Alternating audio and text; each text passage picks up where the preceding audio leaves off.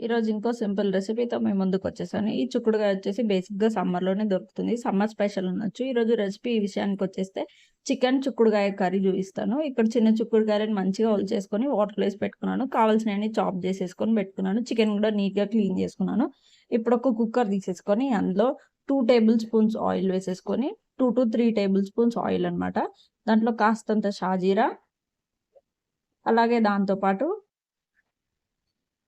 లవంగాలు, చెక్క గూడా వేసేసుకొని మంచిగా ఫ్రై అవ్వనివ్వాలి. దాని తర్వాత కరివేపాకు, పచ్చిమిర్చి గూడా వేసేసుకొని ఒక 5-10 మినిట్స్ పాటు మొత్తం అంతా మంచిగా ఫ్రై చేసేసుకోండి. మసాలాలు ఇంకా పచ్చిమిర్చి గూడా మంచిగా ఫ్రై చేసేసుకోవాలి.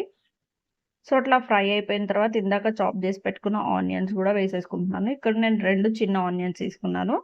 వాటిని గూడా మంచిగా ఫ్రై చేసుకుంటున్నాను. ఇట్లా ఒక 10 మినిట్స్ మంచిగా ఫ్రై చేసేసుకుంటే కలర్ వచ్చేస్తాయన్నమాట. గోల్డెన్ బ్రౌన్ వచ్చేంత వరకు మంచిగా ఫ్రై చేసేసుకొని అందులోకి 1/2 టీ స్పూన్ పసుపు వేసుకోవాలి. పసుపు తర్వాత అల్లం వెల్లుల్లి పేస్ట్ వేసుకోవాలి. ఇక్కడ 1 టీ స్పూన్ అల్లం వెల్లుల్లి పేస్ట్ వేసుకొని మంచిగా పచ్చి వాసన పోయేంత వరకు కూడా మంచిగా ఫ్రై చేసేసుకుంటున్నాను. లేకపోతే చికెన్‌లో స్మెల్ వస్తుందన్నమాట. సో, మంచిగా ఫ్రై చేసేసుకోవాలి అల్లం వెల్లుల్లి పేస్ట్‌ని. అట్లా మంచిగా ఫ్రై అయిపోయిన తర్వాత అందులోకి మనం ఇందాక ఒలిచి పెట్టుకున్నాం గదా! చిన్న చిక్కుడుగాయ అది ఇందులో వేసేసుకొని మంచిగా చిక్కుడుగాయని మగ్గించుకోవాలి. ఒక 10-15 మినిట్స్ మీడియం ఫ్లేమ్‌లో పెట్టుకొని మంచిగా చిక్కుడుగాయని మగ్గిచ్చేసుకోండి. టేస్ట్ అయితే చాలా బావుంటుంది. ఒకసారి మీకు కూడా మీ దగ్గరలో ఉన్న మార్కెట్‌లో కనిపిస్తే ఖచ్చితంగా తెచ్చుకొని ట్రై చేయండి. నార్మల్ చిక్కుడుగాయ కర్రీ కంటే కూడా ఇట్లా చికెన్ చిక్కుడుగాయ కర్రీ చేసుకుంటే చాలా బావుంటుంది టేస్ట్ అయితే.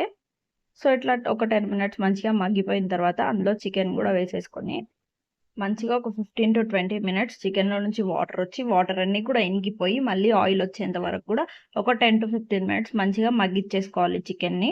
లేకపోతే కర్రీ అంతా కూడా స్మెల్లీ అయిపోతుంది.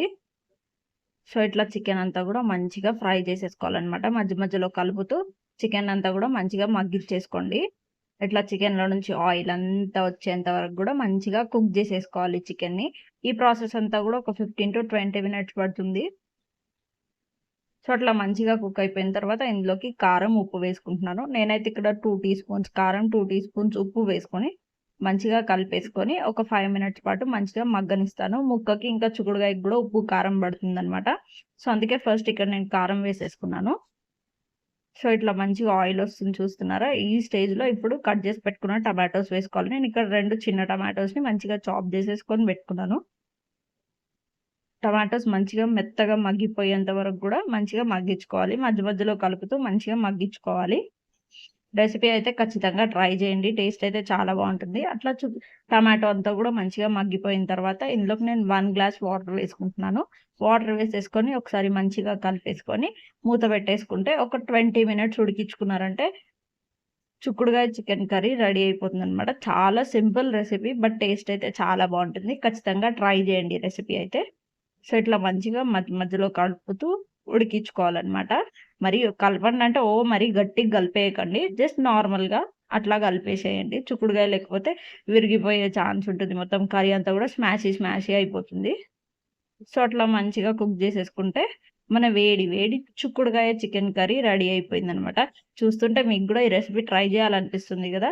సో, ఇంత మంచి రెసిపీ, ఇంత సింపుల్ రెసిపీ చూసినందుకు ఖచ్చితంగా నా వీడియోని లైక్ చేయండి. సబ్స్క్రైబ్ గూడా చేసేసుకోండి. Please like, share and subscribe to my YouTube channel. ఇట్లా లాస్ట్‌లో కొంచెం కొత్తిమీర, పుదీనా వేసేసుకొని మంచిగా కలిపేసుకొని మూత పెట్టేసుకున్నారంటే వేడి వేడి చిక్కుడుగాయ చికెన్ కర్రీ రెడీ అయిపోతుందనమాట. రెసిపీ ఖచ్చితంగా ట్రై చేయండి మర్చిపోకుండా. సో, మీకు గనుక నా వీడియోస్ నచ్చినట్టయితే ప్లీజ్ లైక్, షేర్ అండ్